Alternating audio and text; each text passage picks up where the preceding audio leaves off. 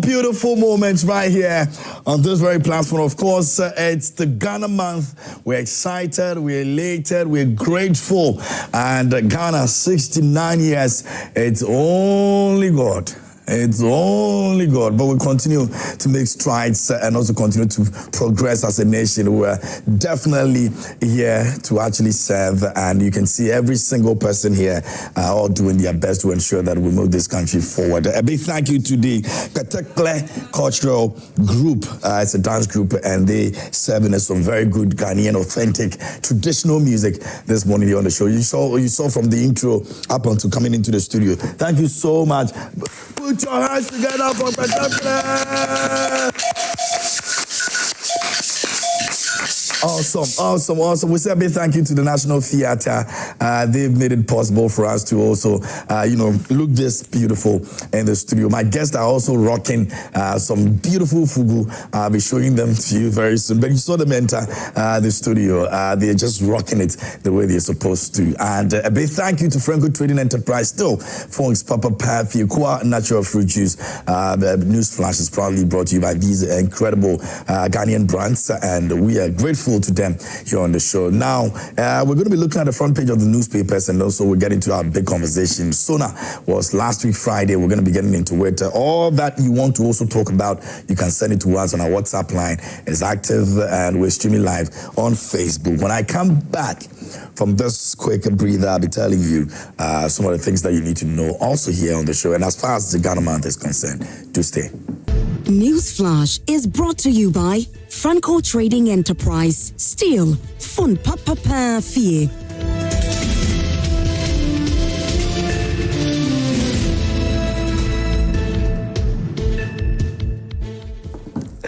All right, man. Big thank you to you for staying with us here on Prime Morning. It's time for us to get into News Flash. It's proudly brought to you by Franco Trading Enterprise, Still Phones, Papa Pathie, and also Kwa Natural Fruit Juice. A big thank you to these amazing brands here.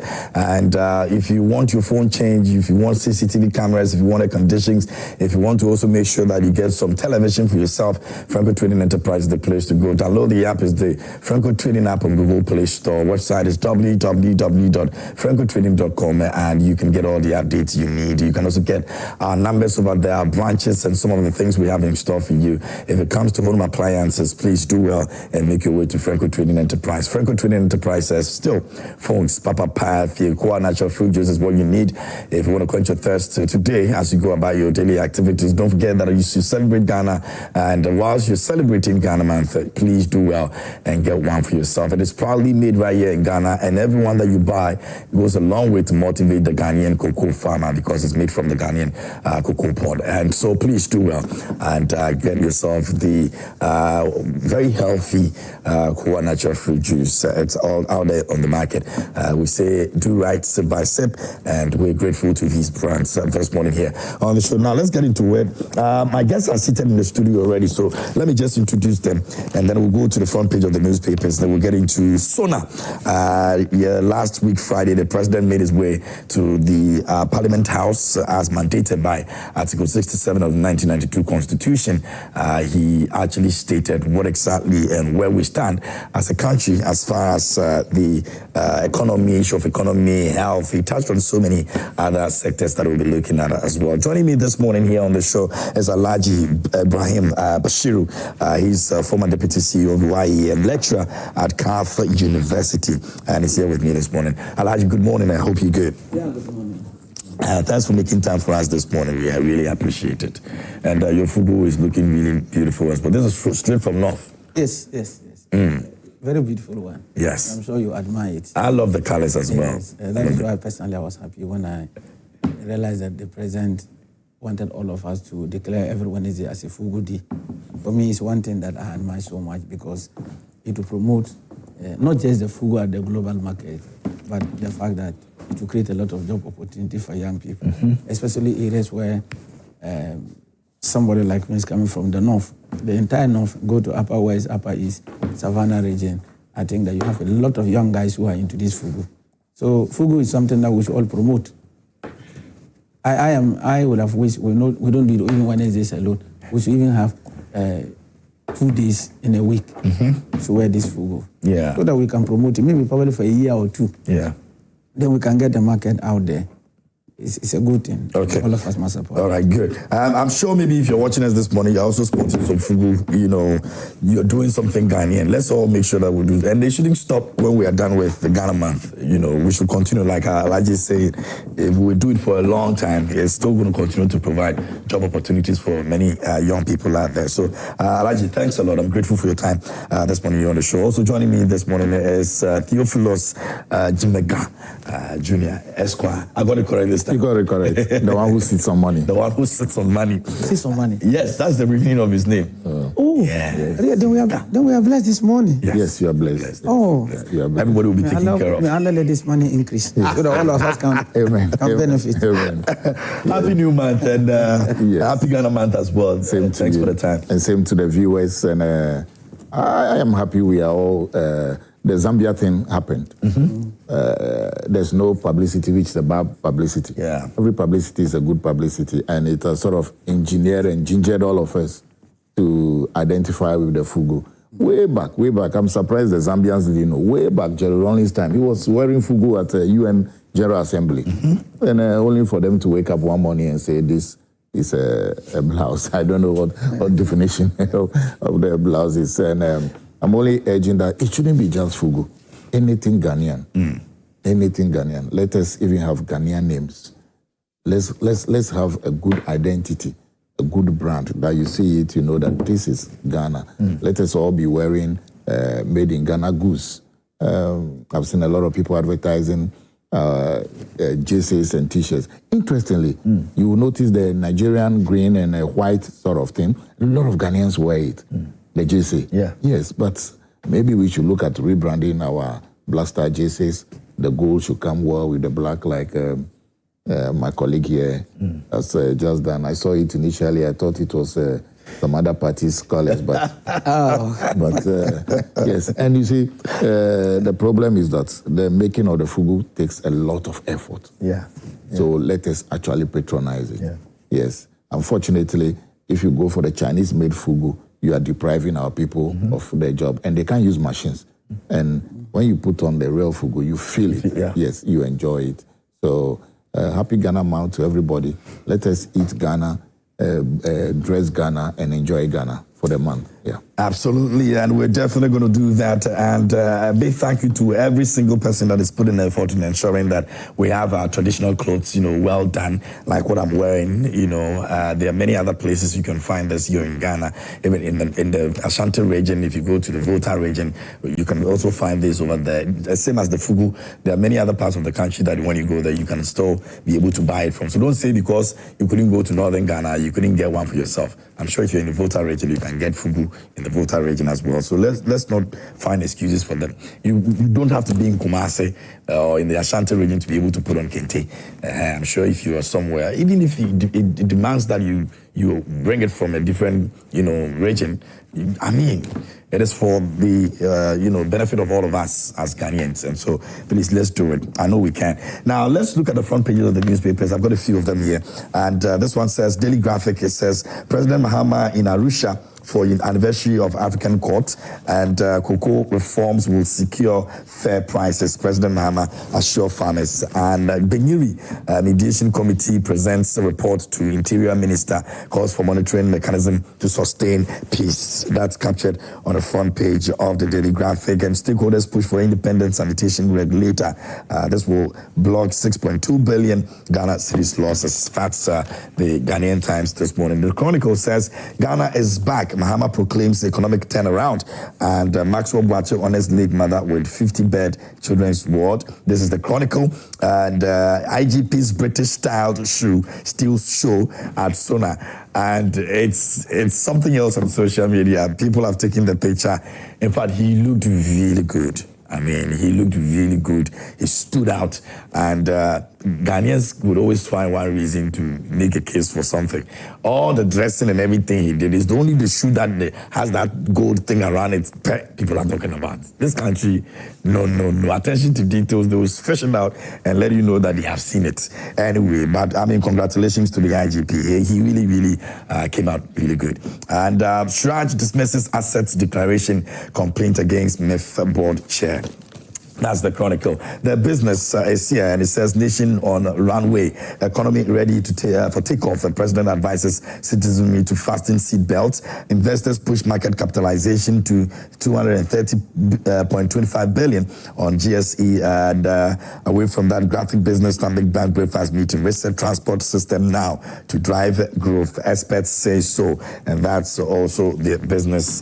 This one, the Ghanaian publisher says NDC government taking Ghanaians for granted. And Anodon Press Eye Care Project brings relief to thousands. Katamanso Kingmakers back Afote Agbo. That's also captured by the Ghanaian publisher. Esuman questions RTI's due diligence over May 2024 audit dispute, and why President Mahama must champion Africa's Court of Justice in Arusha in Tanzania.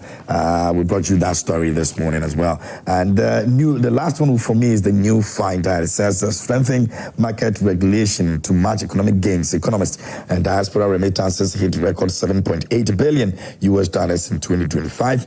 And GSE rally opens wealth building opportunities for new and existing investors. Trump warns Iran of strong U.S. response. And a lot of us will pretend that we don't know what is going on in terms of the Iran-U.S. fight, because really, when you want to get into it right now, that's another conversation altogether. But we hope that peace will prevail, so we don't continue with what is happening right now. But last week, Friday, His Excellency the President went to the Parliament House as mandated by the Constitution to deliver a State of the Nation's address to the House of Parliament, the entire nation. And a few things came up. He spoke about anti-corruption, he spoke about the energy, he spoke about education, he spoke about so many things, especially the economy and, what we can do as a nation together. He says that the economy is ready to hit the runway with getting on takeoff. And so, yes, we're all going to be finding out what exactly what that means. So let's get into it. But you can send your messages to us. Our WhatsApp line is active. Send it to us. We're streaming live on Facebook as well. You can also send your messages over there. I'll make time and read all those messages. But I'm going to start off this morning with Alhaji. Alhaji, your people went with cocoa pods to the Parliament House, a sash of Ghana's, situation in terms of where we are right now and how cocoa farmers are suffering and all that. In your general overview, you think that the president delivered his State of the Nation address the way he's supposed to have delivered it? Also, good morning, and good morning to my colleague panelist, lawyer. If you follow SONA throughout the years, first of all, let me commend the president for living up to his constitutional mandate. I think the Constitution imposes some rights on the president to deliver SONA. And so for the president to appear before Parliament to do exactly what the Constitution mandates him to do, I mean, we can only commend the president. However, personally, I have had problems with the way we present the State of the Nation address throughout the years. And I will explain why I've had problems with it throughout the years. Now, when you take over the governance of a nation, the first State of the Nation address, in my candid opinion, should be anchored on two key things. The first one will be what you have inherited and what plans you have to consolidate the gains and do away with the ills. Definitely when you take over from a government, there are areas you would want to improve upon. And then there are areas that you think that probably the previous government did not do well, and then you want to have a different strategy in dealing with them. So your first State of the Nation address should be anchored on these two areas. Now, subsequently, the second year, when you come, then you have to tell Ghanaians that last year, when I took over, these were the problems I inherited, these were the strategies I put in place, hoping that within the 1 year, this is where we should be. And I'm happy to announce that for the past 1 year, we'll be able to do A, B, C, D. The second year, you are giving us an update of your previous year. That is the things that you were able to do in the first 1 year. And then what you want to do, those that you were able to fulfill, those that you think that you had challenges, you were not able to do it, and what you intend doing in the subsequent years. Then you continue in that order. But it appears that is not the way the State of the Nation address is being packaged. Sometimes you are unable to know whether it is still a political platform for campaign messaging and promises. I do not think that that is how it's supposed to be. We call it State of the Nation address. The State of the Nation as of the time you are before Parliament. And so if you follow President Mohammed's State of the Nation address, look, I have taken a closer look at it. About 20% was to lambast the previous government. You took over January 2025. The first State of the Nation address, if they were false out from President Akufo-Addo's regime, and you are putting it out for Ghanaians to know, that is absolutely right. But the reason why you were voted for was for you to deal with some of the concerns that Ghanaians had, for which reason they voted the President Akufo-Addo's government out. So you don't have to continue on the lamentation spree and continue to lament and say this thing was done by the previous government. If it's the first one, I have no problem. I'm sure we have to then go into the nitty-gritties of President Mohammed's State of the Nation address. And I can tell you much well, I was extremely sad when I followed the State of the Nation address by the president. Very sad.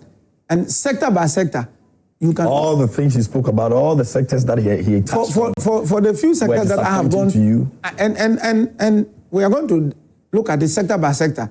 And I will integrate the issues. And you will come to one conclusion. That what he did, in my candid opinion, respectfully, was just to come and, if you want, lament and put what I would call juicy promises, and then forgot of exactly some of the things he said in the 2025 State of the Nation address. If you juxtapose what he did in 2025 and the 2026 State of the Nation address, you will see complete different variations. Most of the things he said he was going to do, when we go into the details, we will subject them to logical scrutiny. And you will come to agree that the president did not do what I would describe as the real State of the Nation address. I think he was not too happy with his own government. So what he did was to just jump on, promise, and continue to promise, whether workers, traders, businessmen, everybody had a promise. The same promise was done in 2025. If you want me to go into the detail, I will take it sector by sector. Let me take. So let me land this way. Okay. So you realize that the state of the nation, in my candid opinion, I will call it was just the state of what he thinks. In my candid opinion, he thinks that probably Ghanaians have forgotten of some of the things he said during the 2025. I think that those who wrote the speak for the president didn't do the president any good. Yes, they didn't, because they needed to let the president appreciate the fact that in 2025, you promise A, you promise B, you promise C. But today, that is not the story. I will just give you one example, then we move on. Look, in 2025, if you read the State of the Nation address, for example, the first State of the Nation address, the president promised that their flagship program, which is the 24-hour economy, will take effect. Today, as we speak, the only thing they can tell us about the 24-hour economy is a bill, a secretariat with about 100 staff, a CEO and managing directors who are going to enjoy what I will call largesse. Even they themselves are not going to run 24 hours. They are not going to run 24 hours. And this was a flagship campaign promise of the NDC government. Look, when you are campaigning, there are so many promises that you can put out there. So many promises. But usually you have an overarching promise. For example, in 2016, the NPP made thousands of promises. But the major campaign promise of the NPP at that time was the free SHS. Major. As soon as His Excellency Nana Addo Dankwa Akufo-Addo got the opportunity to govern this country, September 2017, he rolled out the free SHS.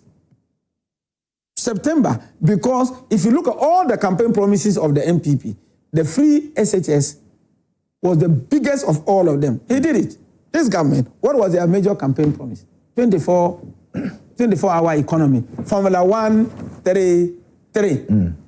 They did that because in 2024, if you look at whether NDC or NPP, our campaign was fought on issues of jobs and jobs.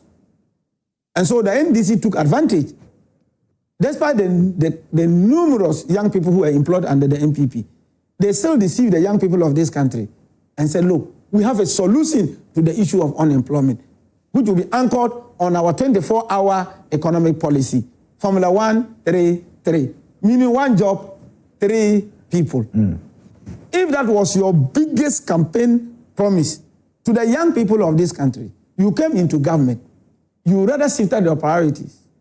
Rather than dealing with the 24-hour economy, you spend time in dealing with other issues. And, for example, if you look at removal of CJE, look at how cumbersome it is. They were able to put it as a priority. First 3 months, their concern was to remove the CJE. Within the first 1 month, my senior brother, the Attorney General, had cause to go to the court. What did he do? To engage in null prosequi. How urgent, Mr. Maxwell, how urgent were those issues as compared to the implementation of the 24-hour economy? But those issues also followed the procedures that they were supposed to follow. No, I'm not questioning the procedure. I'm talking about priority. Yes, but also if people send petitions to presidents that I want ABCD done, and constitutionally the president is supposed to follow the processes that will make sure that whatever the person or the petitioners want is done. Shouldn't the president go on, whether it is 3 months into his office or 6 months or it is even if it was even the very day the president went into office and there are petitions for them to deal with it, the president will act on it. That is petitions coming from people. Exactly. But the president himself campaigned on a major campaign promise that was 24-hour so without economy. delivering that 24-hour economy, he cannot attend to other issues as petitions. But what is the relationship? Who says that if the president is engaged in removing the Chief Justice, the president cannot at the same time, the bill that they brought to Parliament, when they were singing Formula 133, so they were waiting to come into government before they now go through the issues and appreciate what exactly they wanted to do.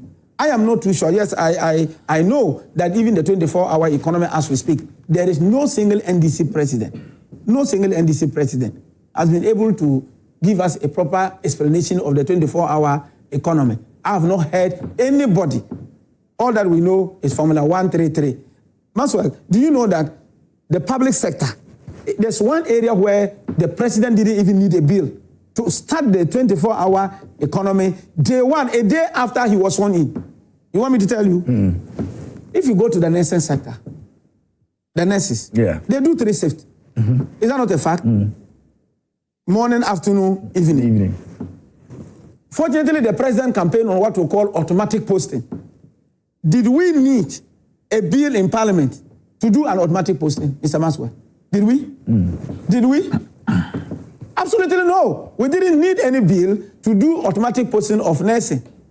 And so if you wanted to enhance and bring meaning and expression to the 24-hour economy, right from day one, what he needed to do was to just employ the nurses to continue with the 24 hours. After all, the 24-hour economy, the nurses are already doing it. If there's one sector that is doing it very well, it's the nurses.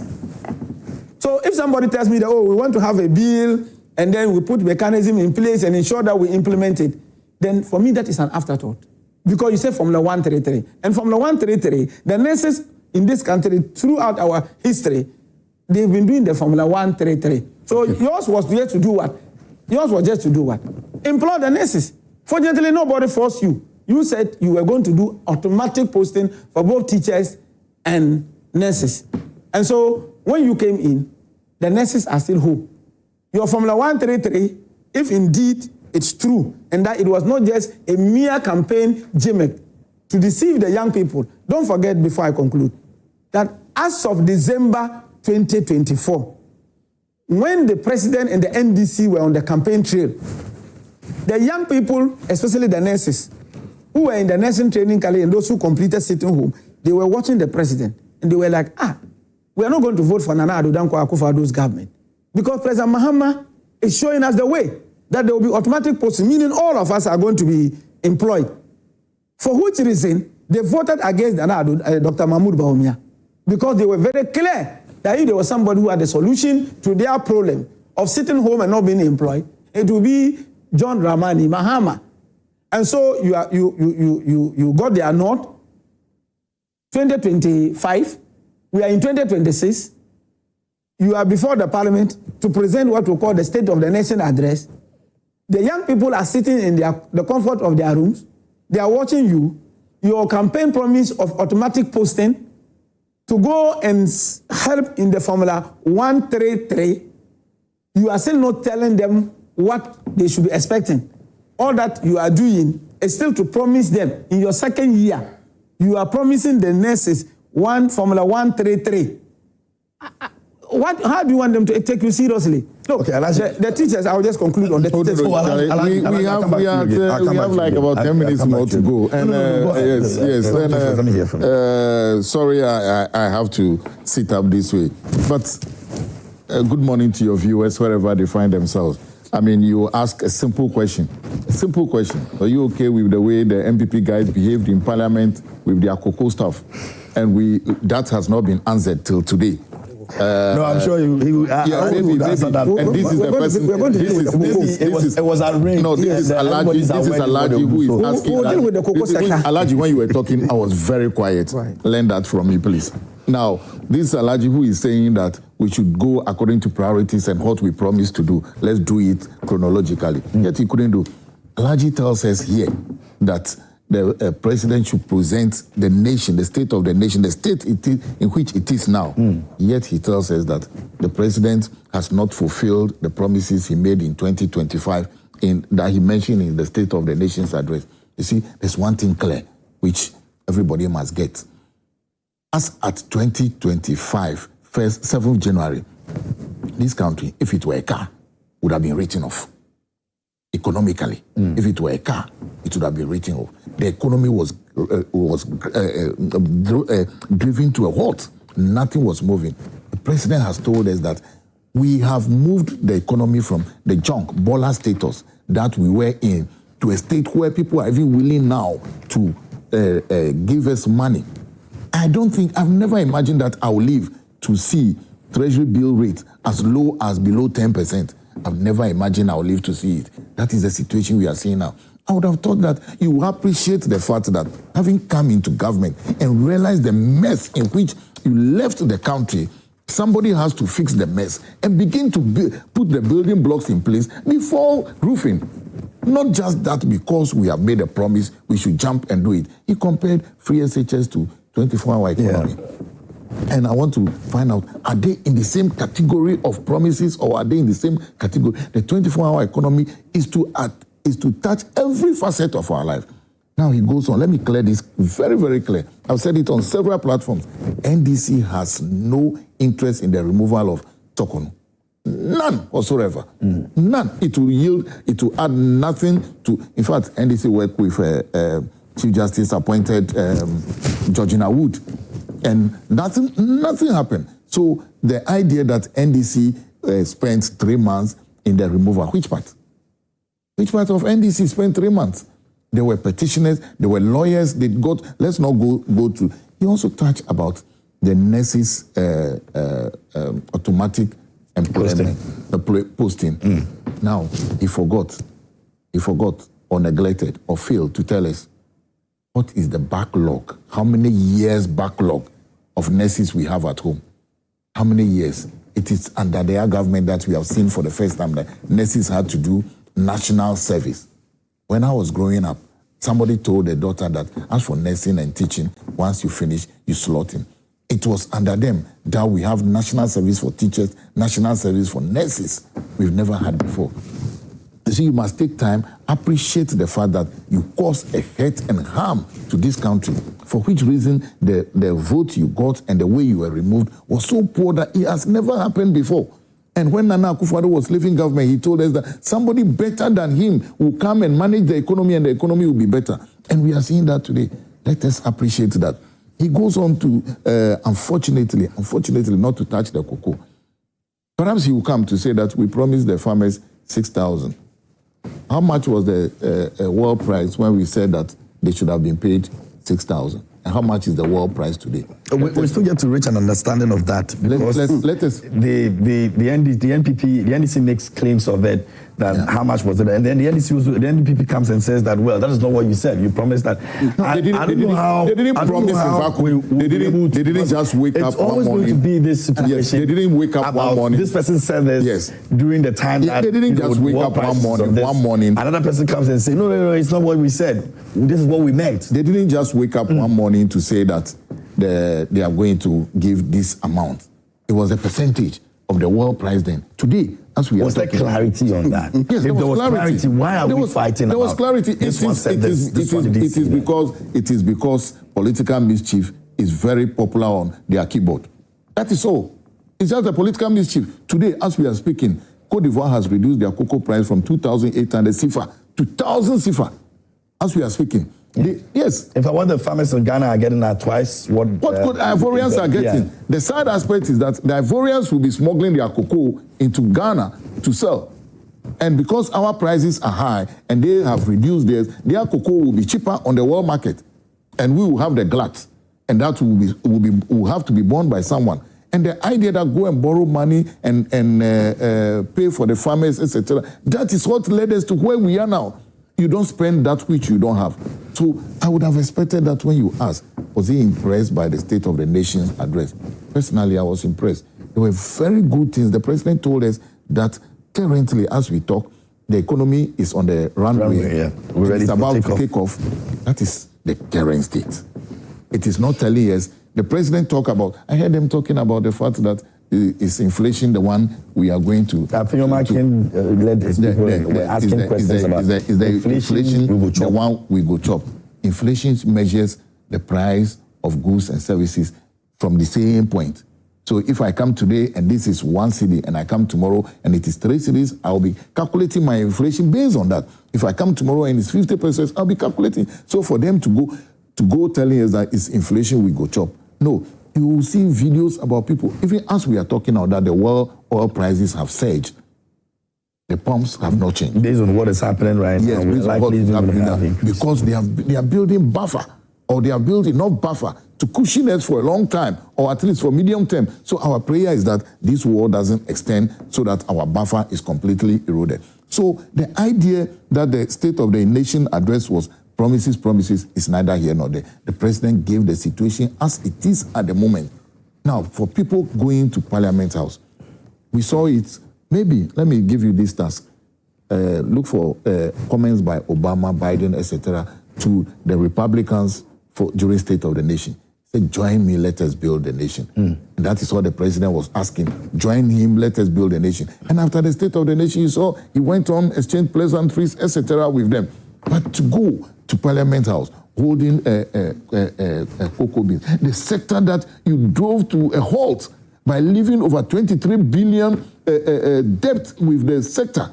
You mean to tell me that Randy Abe came in within 9 months and Randy Abe ran down the whole place? No, that is not the fact as it is now. But the debt that you left, and the president has indicated that he has taken steps. He has convened emergency cabinet meeting to address all this. These are some of the things. Maybe there's one thing that you didn't pay attention, or a lot of people might not have paid. You know, the president talked about the World Cup. That is current. Yeah. That is the current situation. The president talked about the World Cup, talk about how we have managed to get Ghana listed back, to get 5-year visitors visa, and appealing to people who will be on such a visa to come back so that we don't disturb or destroy our image again. What else do you need apart from the current state? The president tells you about where we are with our micro and macro economies. Where else do you want? The president tells you that the cedi or the dollar was not arrested. As we were told previously that the dollar was arrested and the key given to IGP. The president tells you that currently they have strengthened the cedi to be able to, as it were, fight with other currencies of the world. That is the state we are now. So for you to say, yes, I agree that presidents all over use it as a campaign platform. I think it's all over the world. They use it as a campaign platform. Tell us promises, tell us things they have done. Finally, my brother talked about the fact that if this were the president's first State of the Nation address, he will understand. The first State of the Nation address was given less than 3 months after taking office in 2025. How would you have been able to appreciate the enormous task ahead of you and the state as it is then? You wouldn't have been able to. So this current one should really be the first State of the Nation address. And this is when the president has been there for a year and has noticed everything. So this cannot be lamentation. This is telling you that this is exactly what we have seen over the 1 year that we have been in office. So that is what we should appreciate. You see, unfortunately, if the NPP goes along this way, they will be where they are for a very long time to come. Because those days where we have just GTV, GBC Radio 1 and 2, even with all the joys and everything, multimedia, people still go beyond that and look at social media and look at other stuff and get their own information and are able to process their own information to say, hey, what these guys are telling us might not be the truth. You just go on certain handles, you see people even challenging the news outlets that, hey, this is not the situation, that is not the situation. So the idea that you are talking about the fact that Ghanaians were deceived, no, give them the respect. Ghanaians knew what was happening. Ghanaians have seen what was happening. They were feeling it in their pocket. They were feeling it within the system. There was a situation just before 2024 election that you wish you had left Ghana, that you were not here. Even their own communicators, some said if John Dramani Mahama wins, His Excellency, they will leave Ghana and go to Togo. Even their own communicators. Finally, where's Ken Oforiatta, the one who ran our economy? And we are now asking for accountability. Where is it? We talk about knowledge process. Let me address this. You know, when the Minister for Finance, Honorable Atufosin, and Jakpa were being prosecuted, the company that supplied the ambulance said, let us give you your money back so that you stop this prosecution. They said no, until Atufosin pleads guilty. And when he pleads guilty, there is not the guarantee that he will not be jailed. But when you plead guilty, you are convicted. Until he does that, we will not be able to accept your money. Then the case went on to the Court of Appeal, which quashed the ruling that they don't have anything to defend about what happened. We lost so much. Now, this is a situation where somebody says that if the case were that solid, it would have been in court for 8 years. The Opuni cases, they would have been in court for 8 years. But there was yes, if it was solid, you don't need 8 years to convict the people. But you had 8 years, almost 8 years, and the people were still in court. This country, we don't do certain things. But let me tell you, assuming this was happening in the UK, they would have asked the government, assuming you were using private prosecutors, how much would you have spent in prosecuting this case for this 6 to 8 years, that period? And compare it with how much you were chasing. Have we gone or have we come? They would have asked you. And they would have asked people to resign as a result of that. But we don't do it here. So we all agree that let us move on. And somebody has reviewed the information and realized that what you are putting together will not lead to a conviction. So I am entering nolle prosequi. That is the purpose of nolle prosequi. You know, nolle prosequi doesn't absorb the people. You can still come back tomorrow. Let us pray. The day that NPP will come, they can resurrect the cases to say that, oh, we have also reviewed again. I think that we want to take it up. So that one, he should hold his horse. The day the battle is ready, they can deploy the horse for that to happen. Okay, all right. Speaking of that, I think maybe we can do with the president's take on anti-corruption.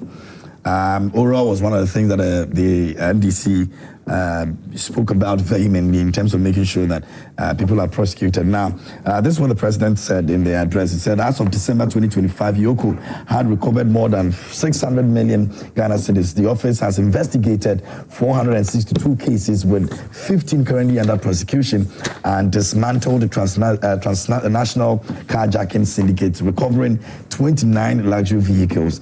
And it goes on and says that he understands that a large majority of Ghanaians are impatient to see those who abused their trust in office held to account. There appears when under military regimes and unconstitutional governments, extrajudicial means could be used to extract exact retribution against persons perceived as corrupt or who had abused their public trust. This may have appeared as swift justice, but many regrettable excesses were recorded. In 1992, we overwhelmingly adopted 1992 Constitution to accept governance by the rule of law. And then it says, on the 7th of January 2025, I swore before the people of Ghana to uphold the Constitution, the 1992 Constitution. I may be as impatient as everyone else to see justice done, but painstaking investigations must be conducted, docket must be prepared, charges must be filed, and the accused must have their day in court, including appealing even the smallest point of law to a higher court. So this were the words of the president in terms of what they have been able to do with regards to anti-corruption. Alhaji, does this change the perception that Oral came to do nothing, or the facts are here? It means that Oral has been able to achieve something quite substantial. Okay, so I'll look at it holistically. But Mr. Maswa, you realize that when I spoke about the 24-hour economy, my brother completely ignored it. He did not provide any response to the 24-hour economy. They are running away from the 24-hour economy. All the 15 minutes that he has used, I put it out there that if there was one place they could have done the 24-hour economy, would have been the nursing sector. You see, he was quiet. As we speak, last week, the minister responsible for health went to the analytical nursing training and suspended the principal because, in his view, the principal actually over-admitted. I thought the principal was doing something that would have helped the Ministry of Health to prosecute their 24-hour economy of Formula 133 by admitting more of the nursing students. What did he do? He was suspended. But there's a structure to that. If you're admitting more people and the government cannot take the responsibility of the more people you are admitting. I don't want to hear you. I'm not even the same mental Akando. I have a admitting them to do them. What brother, I have a video here where the same mental Akando in 2024 was speaking vehemently and warning government not to do a quota system because we have a lot of health facilities that were looking for nurses. Today, he has gone to suspend somebody because in his view, they've over-admitted. But let me deal with some few things. Look, he has asked me that how many badges of nurses are home. You see the reason why I said they are still not presenting the State of the Nation address. The last batch, the 2020 batch, was the ones that the NPP employed. So we have 2021, 22, 23.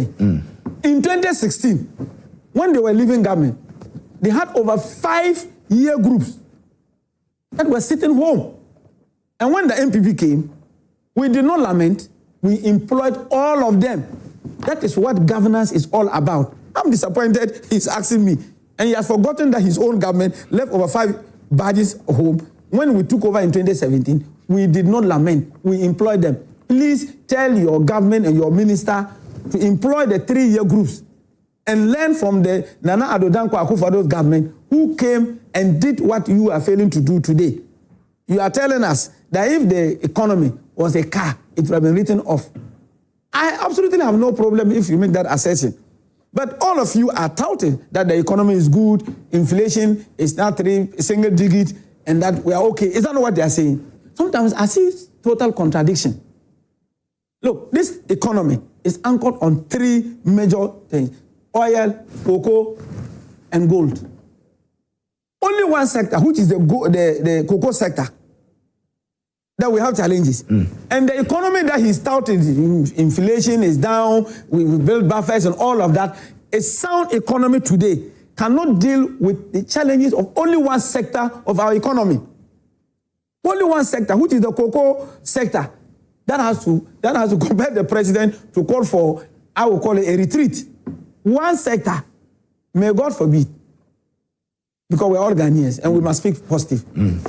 If there's a downward trend of gold prices today, as for oil, from what is happening, we pray that it doesn't continue. Yeah. If it continues, we'll get there. We'll get there. Because even the second pricing window for fuel, that will be on the 16th of March. We should expect increases. So now, if we get the cocoa oil adding to cocoa, then this country, we are in trouble. Look, you think the government will not be able to handle a situation like that? I am telling you that this government have they not proved enough? They have not done something extraordinary. I will tell you. They have not done something extraordinary. All that the finance minister has. I will tell you. You appreciate. Make up for what? I will tell you. I'm going to tell you. I'm not just speaking. I speak with facts. I will tell you. I've just told you that our economy is anchored on these 3. Look, what did they do in terms of the inflation they are talking about? You came in, you sold the reserves, the gold that we left. You pumped billions of cedis into the economy to stabilize the cedi. That gold that you sold, are you the one who accumulated it? Today, when you tell everybody that there's a single-digit inflation, I have no problem. The farmer in Tempande, in my constituency, in Kwekura, who has cultivated his maize, and there's no market for him to sell. When you go and tell him about your inflation, he will be very angry with you. From here, I want my brother to go to Mankwala. You've increased the rent by 20%. As we speak, utility tariffs have increased by over 29%, almost 30%. Go and tell the woman at Mankwala. That is the reason why they are talking about this single inflation, and yet prices of goods in the market are actually not reducing. You know why? Because it's an artificial one. They haven't done something. That has to do with regulation. And even unfortunately, the president cannot control based on what is happening on the market. What regulation? The regulation of what people do in terms of what they sell, at what price they sell things. But they are. But Mr. Oswald, no, but they are social democrat. They have promised. They have promised. And what they promise, they should deliver. Why? Has anybody forced the government to increase tariffs by 30%? You are telling me that the president, Maswad, you are telling me that the government cannot reduce tariffs? Utility? No, you mentioned Mokola. Yes, but I'm saying that over there. People are selling out there. No, but it is a function. Oh, you're talking about tariffs. No, it is a function of all of those things. Why? If you increase my utility tariff by 30%, I have a store, I have a cold store, and I'm selling fish, and you increase my tariff by 30%, Maxwell, will it have an effect on my pricing regime or not? Well, you would want to make up for that. Fantastic. And who controls that one? The president should reduce it. No, I'm saying that who controls that one? Well, that comes from the government. Thank you. So I've answered you. The rent that they've done 20% is from who? It's from the government. That's another major issue. Fantastic. Every government has gone through that process. So I'm saying that they have promised to ameliorate the suffering of the people. And I'm saying that when they sing, and he's citing Afenyo Market saying that we don't eat inflation. Nobody is saying that if you have low inflation, it's not good. But we are saying that in your case, because it's artificial, if you had allowed the market to be the determinant of it, today this is not the situation. Look, you have overvalued the cedi. That is why your exports are expensive. That is why when you go to Abosi account today, You are asking the people to reduce prices of spare parts. They are unable to do so. That is why, you see, they are not seeing the micro level. You are saying the fuel prices are down, which is true. But when you go to the transportation sector, the drivers, are they reducing? You know why they won't reduce? Even insurance premium, you've increased it by over 20%. Because you've done that, the spare parts are also expensive. So you cannot use only fuel as the only component to determine whether drivers should reduce prices or not. Look, I would want to advise the NDC. They have to go down and deal with the micro issues and see the reality on the ground and how people are really suffering. Because this so-called the economy is good, and on one sector is good, then on another sector you are unable to do something to ameliorate the suffering of the farmers. Today, I don't know what crime farmers have committed against the NDC government. Whether you are a rice farmer, a maize farmer, after the cocoa sector, if I were an NDC communicator, one of the things I will not do is to go into the debate of cocoa. I was telling a friend of mine who is an NDC that this NDC cocoa issue between you and the farmers, there's only one thing you can do. And even the NPP will not be able to talk. You know what that is?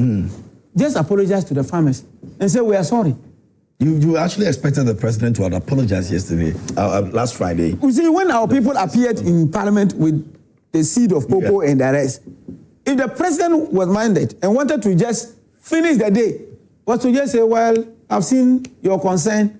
I'm also a concerned person. The president himself alluded to the fact that he himself is a cocoa farmer, and whatever the prices are, it also affects him. Period. He says, look, I'm very sorry. We promised you 6,500. Unfortunately, but he said this before. We are unable to. No, but when he mentioned that he was a farmer, he actually sympathized with what they are going through and said he's even a farmer, cocoa farmer himself. Yes. So he's not happy about what is happening, but they have to actually make that decision. Yeah, but see, so they're able to make things better. No. So if the president said that at the SONA, I don't have a problem. But why is it that his communicators are still trying to defend and making all sorts of excuses? Today, you find it convenient to tell me that Cote d'Ivoire has reduced their cocoa prices and therefore ours will be much cheaper. At the time that you reduce it from 3,600 to 2,587, Cote d'Ivoire had maintained their own. In any case, today... That was a bit short-lived. Yeah, but it doesn't matter. Based on what is happening to them now. Do you know something? 1 million Ghanaians are involved in this cocoa. If you were to pay them the 3,600, do you know how much it is? Look, just ask yourself, if you had 1,000 bags of cocoa, and 1,100 is taken from each bag, that's how much would you have lost? I'm just asking, how much would you have lost? We are talking of millions of cedis. The cocoa farmer also will go to the market to buy fertilizer. The cocoa farmer, child is also in school. And unfortunately, the fees and charges, as we speak, you went to parliament, you've increased it. The cocoa farmer's child also attends school. The fofo farmer also buys the torotro, and he pays this high. The torotro farmer will also have to cough money to pay utility tariffs. These are hardship that you have imposed on the ordinary Ghanaian. And then all that you do, you tell us that, oh, after the economy, it is in good shape. And my brother is even telling me that for him, if the economy was a car, would have written it off.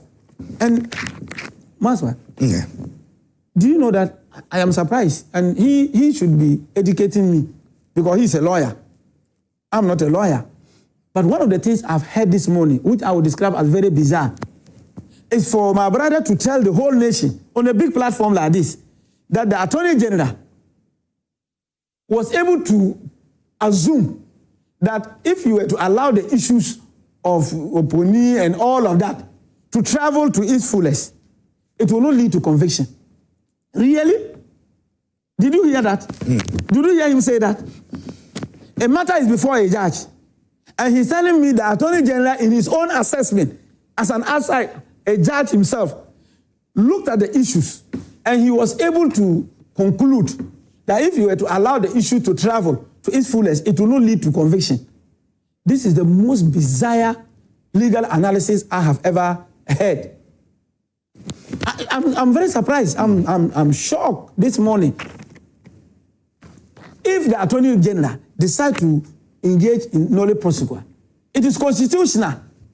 He has the constitutional mandate to do so. If that is the argument, I have no problem because throughout our history, I don't think there's any Attorney General who has not done nolle prosequi. But to say that the reason for the nolle prosequi was the fact that in his own determination, if the matters were allowed to continue, then it will not lead to conviction. Then he made a second argument that, oh, if you look at how much was involved for 8 years, we are wasting time.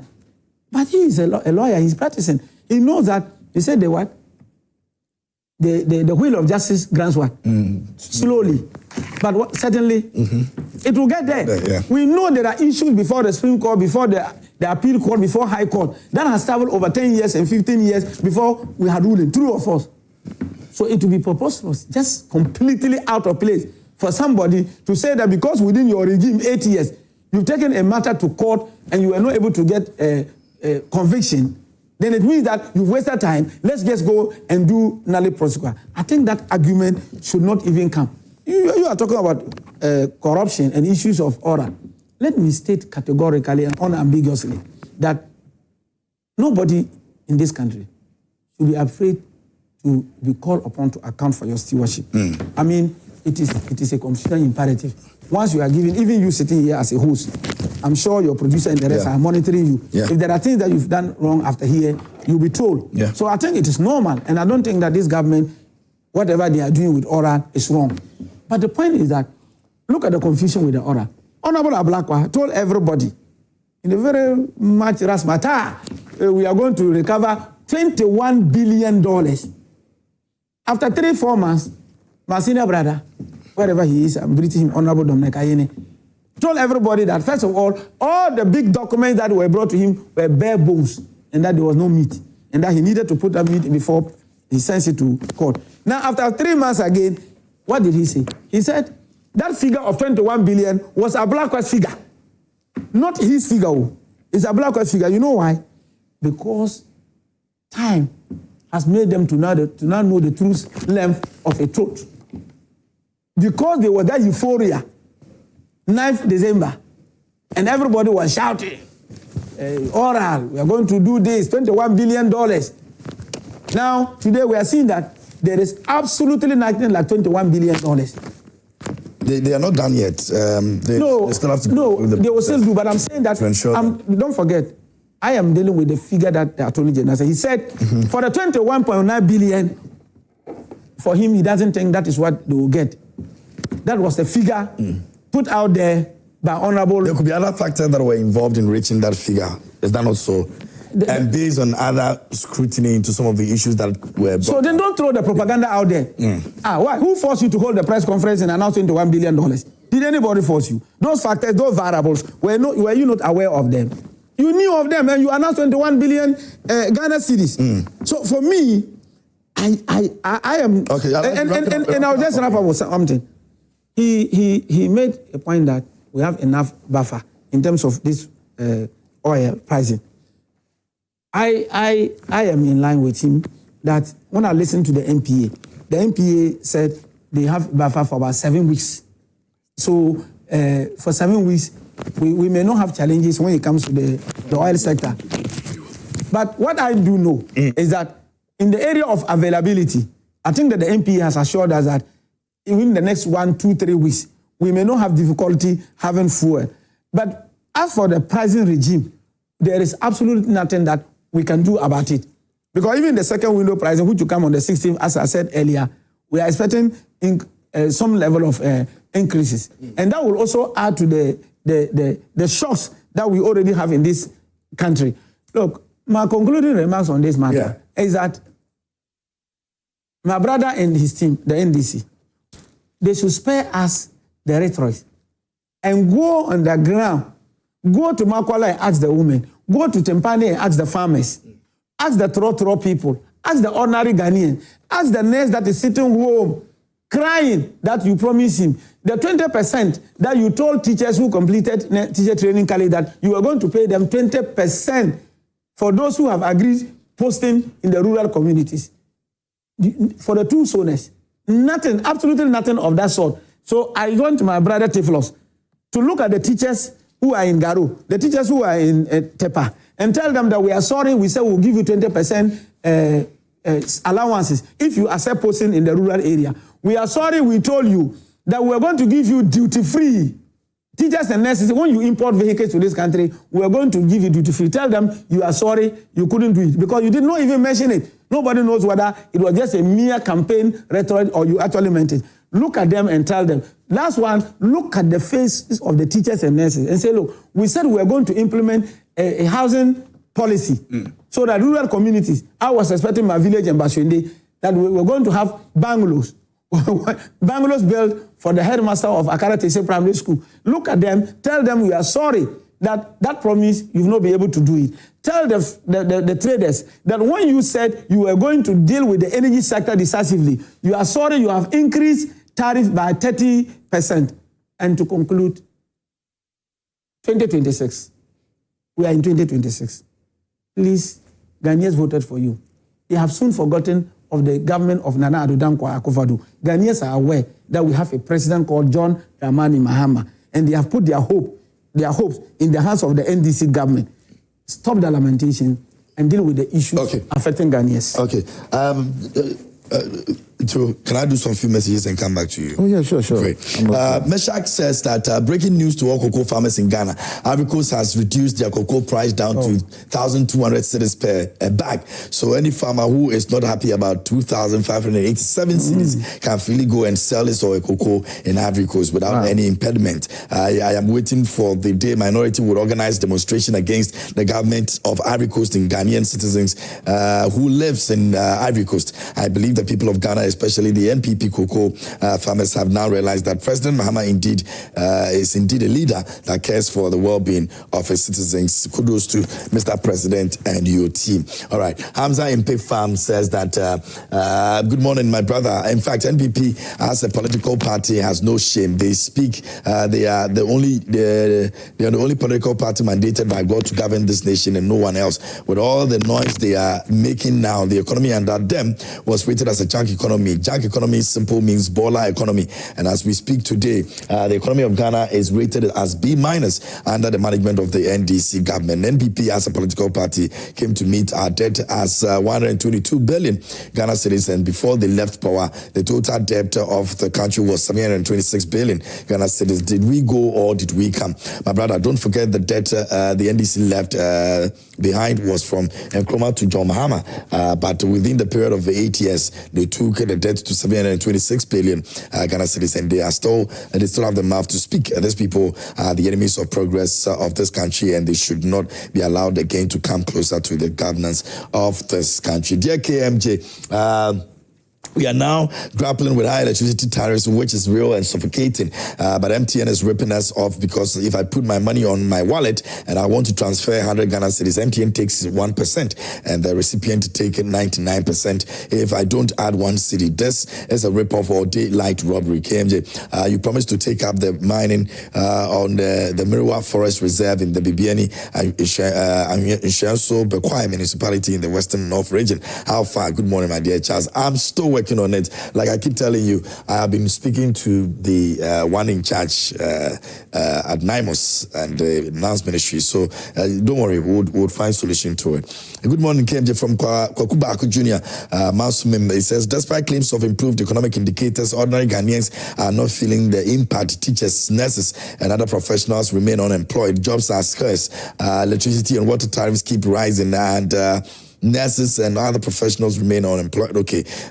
Jobs, development projects have stalled. Under the National Democratic Congress led by John Dramani Mahama, the economy may look stable on paper, but reduced government spending appears to be the reason, not real growth. If the economy is truly improving, it must reflect in jobs, timely payments to cocoa farmers, and visible development. This one over here says that KMJ, good morning, KMJ. That's Keith from Point. It says, quick correction on the statement made by the NDC rep concerning backlog of nurses inherited by the current government. The NPP government led by Akufo-Addo inherited a backlog of unemployed nurses by President Mahama from 2012 to 2016. So it's never true that the previous government is the first government to have left backlog of nurses. 13,500 nurses were sitting home unemployed by President Mahama when he handed over in 2017. The backlog started from there. Whatever whatever happening in the cocoa sector is purely a mismanagement by the cocoa board. And it says, have there been a reduction of cocoa price in the world market?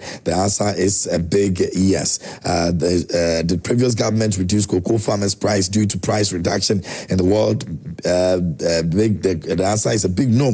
This is the first time in the history of this nation that government have reduced the cocoa farmers' price. Fact, fuel went down, but strangely, it's going up week by week. And my good friend KMJ, who used to be furious about fuel prices, yet to react, this morning is gone up again. Not to talk about utility prices, which is flying like aviator. Okay, Kev Report, I'll check. And thanks for letting me know that it's gone up this morning. I'll check from the pumps report, and then we'll take it from there. But I'm sure we're going to get somewhere with this. Okay. Hamza in Paypal says, good morning, my brother. In fact, NPP has a political party. Okay, I think I've read this one. Let me go to this one. Kadri from Boga says the NPP in Upper East is very proud of Alhaji Bashiru for your dedication to the party. Baumia all the way. Maybe I'll do the last one, and then Theophilus, I'll go to Theophilus for his take on that. Good morning, Kemje. Please, the less talk of the NPP, the better. These are people who are complaining of prices of maize and others being low, and at the same time claiming prices of goods have not reduced and people are suffering, which they tried comparing Ghana's cocoa prices to Ivory Coast. That one too has fallen flat. NPP, Master Rahman Sola Tuna sent in that one. And let me have your take. Yes, Council. Let me do one or two things. With all respect to you, no doubt you are not a lawyer. But you see, when you meet Kwekubaku, when he's going to do things and it involves law, he talks to lawyers, he gets his acts and facts right before he talks like a lawyer, even though he's not a lawyer. He made two very important issues. He says that the AG, as somebody outside, can make determination that the information or the facts he has cannot lead to a conviction. Let me educate you a bit. Exactly. It is the AG, the Attorney General, who is prosecuting the people. So it is the one prosecuting the people who is saying that with what I have, there is no way we'll get a conviction. Okay. There is no other person. He's not outside. He is the one going to show you the evidence. And he says that I have reviewed the evidence and I realize that it is not strong enough for us to get a conclusion. Any lawyer worth your salt, when you are about to go to court, you ask yourself, what is your strategy? If your case is strong, you argue the law. If your case is not strong, you try to argue the evidence. If none of them is strong, you go for philosophy or whatever it is. The AG, and before you go to court, you need to ask yourself, is my evidence strong? Is it in the public interest? Will public policy allow it? If all those things are in your seal, then you can say that I am going to continue and I'll get a conviction. Let me help my brother here. The Jakpa and Atoforsin case, the judges said anybody minded to do justice would not have gone on this path. He wants the Attorney General, the Venerable Dr. Ayine, to go and be told that anybody minded to do justice would not have gone to this level. And he said, I have reviewed what you have done so far. I've reviewed the evidence. And mind you, they are just about to start their defense, or they have started. And he's seeing what they have presented. And he says that we will not secure conviction. My brother comes back to say that, oh, you've known that cases are lying, etc. It is the very reason why I'm saying that if you have strong case, look, let me tell you, when you get to the court and you are the Attorney General, even if there is a lawyer there who is 100 years old and the Attorney General staff who is a year or two comes in, the Attorney General staff has priority over him. The moment he comes in, and you see, it is not for any reason, because they are prosecuting on behalf of the people of Ghana, over 30 million people. So you alone cannot say that I have my case, I am 100 years, I have a grey beard. So no, they will give priority to the Attorney General. So the idea that cases are here and then they are not finishing, the Attorney General has priority. The Attorney General, we were in this country when a certain Attorney General says that we should have daily trial. You forgot? And she said we should have daily trial. The judge obliged. So for you saying that I am talking about time, and this is the most ludicrous maybe thing you have heard ever, and I'm talking about the Attorney General saying that the evidence he has cannot secure conviction. That is actually the preliminary duty of the Attorney General. He should have, Grofedami and whoever were helping him, should have reviewed the evidence to say that if we take this, our hands are going to get bent. so we will not go. And the Venerable Dr. Ayine says that with the evidence I have, with the record of proceedings, there is no way we will secure conviction. What is the essence of going to court after another 2 years, waste taxpayers' money, the time that these prosecutors would have used for other things? And now finally you tell us, oh, sorry, we've not been able to secure conviction. And nobody pays for that. That is exactly what I said. Nobody pays for things like that. Let me jump quickly and help my brother here. He's talking about the fact that Dr. Ayine says that the evidence was not there in the Blackwell thing. Later, he talks about the fact that the money is not... The money that the money was was not there. It's the same thing. I am saying what you brought to me looks hollow. And if you listen to Domelevo, who was also part of the team, he says that the figures they attached could not have been right because KMJ, you see something and you say, hey, this one will cost 5,000, they write it. You see another thing, you say it's 2 million, they write it without going through. So after getting all that, the investigators need to sit down and sift through. You wouldn't have rushed to court with anything just like that. A simple Google, my brother, will help you do something. Why do we have electricity tariff increases? KMJ, I'm challenging you. Just Google and project it. Why we have it? You see, we were in this country when a certain political party with a leader and a finance minister told us that we are proud people. When they were being told that you are doing things wrong, they said we are proud people, will not go to IMF until we run to IMF in ambulance and we drip on us. Then the IMF says that, hold on, one of the conditionalities for us to bail you is to increase your tariffs. And they are doing that. And that was what the NDC came to meet. And it is part of the conditionalities of IMF. What better way than the person asking us to apologize than for you to say, on behalf of NPP, even though Nana Akufo-Addo, with his cousin, who is a proud person from a proud nation, who is now languishing in somebody's 2x4 container, who will not come back and sleep in a very good room. In fact, our jails, some are better than where they have kept him at the moment. A proud person. You should have been able to say, on behalf of such a person, I am apologizing that we took you to IMF. Hey. In fact, I am not that young. I'm a bit old. Yes. I am a bit old politically. I want to help him. See, there was a certain leader of Ghana who coined the term Yentua, meaning we won't pay. We were owing, say Yentua. Now, a certain group came and said Yentua.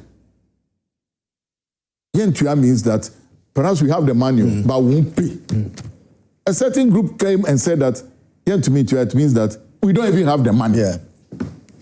This was the group that led us to IMF, who says that it is not only default, it is saying that we are bankrupt, we can't pay. And we were told, the president, I still have that video, says that there will be no haircut, none whatsoever. He watched all of us, fellow Ghanaians. That's why I want to tell NPP there are certain expressions they shouldn't use because it evokes memories of bad days, dark days, when they said that cocoa farmers had cocoa haircuts. Yeah, but they justify that under the circumstances. No. I am telling you that. Save the situation. I am telling you that the moment the NDC not suffer the same thing. The moment you mention the word haircut, people cringe. Their blood begin to freeze. But they give a reason why they had to do. They shouldn't be the ones reminding us of haircut. And in that scenario, the president, who had bald head like mine, could not, under any circumstance, watch us to say, I'm sorry. When we have a chief justice appointed by him, picketing with people who have saved all their lives, hoping for a rainy day, a nice weather to enjoy their money, and could not even get the money to buy essential medicines, were picketing at the Ministry of Finance. My brother here, perhaps he wasn't in Ghana. All fair and good to him. Perhaps he wasn't in Ghana. I know he was a deputy YEA, but he wasn't in Ghana, perhaps. Could not tell us that we are sorry what we took you through. But do you know that the current government has made payments to, in that level, the haircut? Yes. And you couldn't praise them for that. That was also in the SONA. And that is the current situation. That the haircut, the DDEP, payments are being made. And we are even paying some of the things. And this one, it's not only haircut. They are saying that the money you gave us, we are saying that the principal, wait, after 25 years, somebody who is 78, 80, 25 years will be alive in Ghana and still enjoy? Oh, if you are that old, maximum 80, 90, you are gone. Yet you are telling the person, and the money is needed to fix the person until that 25 years you are calling. And that will not happen. And today, you couldn't watch this camera. Watch the camera, Alhaji. I'm willing to give you 1 minute of my time. Watch the camera and say, in the light of our deceit, when we were being told that let's go on IMF, we refused. In the light of Nana Akufo-Addo telling fellow Ghanaians, there will be no haircut. And now my brother, Upon Nkrumah, a minute after, was also on air saying there will be no haircut. There will be no haircut. Then we had Sakura, like mine. And you are here talking about apology. Do it. No, I am not. Let's, you see, when you come here, it is not just about politics. It's also about education. Let us educate our people. Let my brother here, I'm willing to give him 10 seconds. Tell us who owns the shops in Mokola that he's attributing to the government. Tell us, he should tell us who owns the shop. To the extent that AMA has stepped in to say, do proper stakeholder engagement. That is the only role AMA can do. The shops are not necessarily government owned. They are SNIT entities. And the government doesn't control SNIT as much as micromanage, do ABC. So he shouldn't just lump that and put it. Now, finally, he's talking about that a lot of money was pumped into the economy. You see, it is like your neighbor is getting rich. Both of you, with all apologies to Kukunte, face the wall eaters like me. You were saying that we were all eating face the wall. Now you are rich. Why are you eating fried rice? I mean, you are saying that the money was pumped into the economy. We have our own money, and we decided let's pump the money into the economy to help us. You said, nah, we shouldn't do that. I read last week that they said that everything happening under NDC is happening by chance and by luck. There's a reason you didn't get that luck. If you work so hard, luck will follow you. If you work lazily, luck will not follow you. So you were saying that you have the money, but yet you have the $10 billion dollars to pump into Ghana, but don't pump it. Let's keep it. Let our people suffer. As I am talking now, I know a number of them are praying that the global situations should change so that the NDC government will be torpedoed by a global situation. It was only Ghana until last month that we were paying COVID levy. Only Ghana, the whole world. So when they are saying that COVID hit us, you ask us all to contribute to make the kitty okay. But we were told, perhaps by his constituency aspirant, I know he tried to contest Garu Tempani, perhaps by one of the women, or Wale, the woman told us, yes, the woman told us that the COVID money was being shared bottle like a kose. The woman told us so, that they were they were sharing the COVID money. The one that you've asked all of us to contribute, then you gave it out. We were here when they said they came to Circle, shared food to like about 500 people, and told us that was 5 million people they were sharing food to. We were here. When they went for money with from Telpington, $7.2 billion. And the one who went to negotiate was getting 2-point-something billion, and he's somewhere today. And they used the money for Kenke Party. You address things like that. Address it. So when you are asking for people to be apologetic, please take the lead. Apologize. Otherwise, where you are, unfortunately, if things go on this way, you're going to be there for a long time. Okay. Our time is up. We have to go. But this one is from Sami Buachi in Asamankasi. It says, regarding the financial stability of Ghana mentioned by President Mahama, can someone explain why nurses and teachers are owed 11 months of salary? Additionally, why are electricity bills expensive and Dumso continues unabated? Why hasn't the government maintained a stable price for cocoa, such as 3,100 cedis for farmers, and reduced cost of consumers? Now, US and Iran is away from Ghana, and I don't think it will affect the stable economy the president touted. Let's wait and see. Regards to Dr. Mahmoud Baumia, Samuel Osei Sarkodie, and Ajasafia, incoming National Women's Organizer. Okay, so that will be our time this morning here on the show. I don't know if there's any good mornings you want to send to, family and friends, or any last things that you want to say. Maybe just 2 minutes will be fine. So I think my brother gave me an opportunity. He said I should look at the camera and speak. So I'm going to look. No, I said look into the camera and apologize. So don't worry. Don't worry. Not speak. Don't worry. Apologize. Don't detect me. I will want to do the apology. So don't worry. I'm looking into the camera to tell Ghanaians that we told you that don't run into the scam of the NDC, and that the young people in this country, when they told you Formula 133 it was a scam, we told you, you didn't listen. Today it's a scam. The nurses, if you are watching me, We told you there was never going to be anything like automatic posting, and that you will be deceived. You didn't listen. You voted for them. Today you are home. We sympathize with you. Teachers who accepted posting in the rural communities, who were told that you will get 20% allowance for accepting. You are over there. There are no places for you to sleep. We are sorry. They deceive you. Okay. We told you. So I will say that I will express my gratitude to everybody, especially the Muslim community. We are in the month of Ramadan. Yeah. And so I want to pray that Allah will guide all of us to have the strength, the courage to complete the Ramadan. To my Dr. Mahmoud Bawumia and the beloved wife Samira, wherever you are, I wish you Ramadan Mubarak. May Allah continue to guide and protect you as you think around to find real solutions to the problems confronting this country. Okay. Come 2021. Let me make some two wishes. My good brother Jidefu Agbafo. Jidefu Agbafo is the branch chairman for NDC Hopoji. Okay. Good morning to you. I wish my brothers Salim Klinsman, the rest in Hohwe who are fasting, and of course my younger brother Olu, strength of the Lord so that they will be able to continue with the fasting. But more importantly, I pray that you all use the opportunity to pray for peace. Yeah.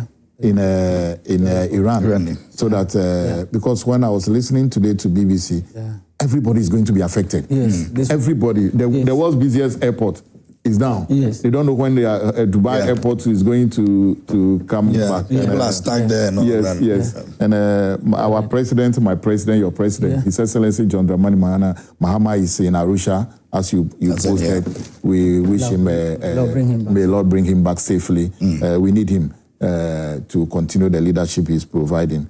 And KMJ, the Muslim community should pray. Yes, pray for the peace in yes, we need that. And then Sunday when the Christians will go to church, let's pray. We need peace. Because this is an issue that will affect all of us. Very, very important. And let me also say I'm grateful to the two of you for making time for us this morning. Alhaji Bashiru Ibrahim is former Deputy CEO of YE and also lecturer at Catholic University, joining us this morning here on the show. Thank you so much. I'm grateful. Theophilus Jimnega Jr. Esquire. The man sitting with you said the name was what? Sits on money. Oh, and he's not giving us the money. I think it's Ramadan. Okay, I think I'll get most of the money for Ramadan. After Ramadan, you get a lot of money. And also, don't ever pair me with anybody apart from him. So that anytime I come, when I'm going home, I make money. That was your conversation for this morning on the show. Big Chef is back as the biggest cooking competition show in Ghana and beyond.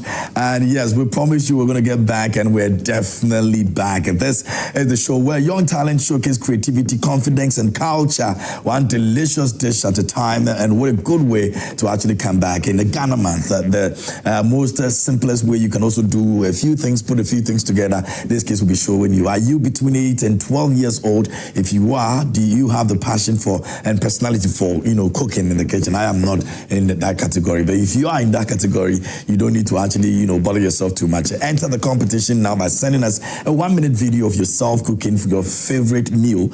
Send it to WhatsApp 055-157-5757, and deadline is on 20th of March 2026. Get your apron ready and be the next Big Chef Junior star. Big Chef, good meals by kids, and we just can't wait to see the kids in the kitchen again. I love to see them there, and I'm sure you also do the same. And so it will be coming up pretty shortly. A big thank you to Franco Trading Enterprise, and also a big thank you to Coa Natural Fruit Juice.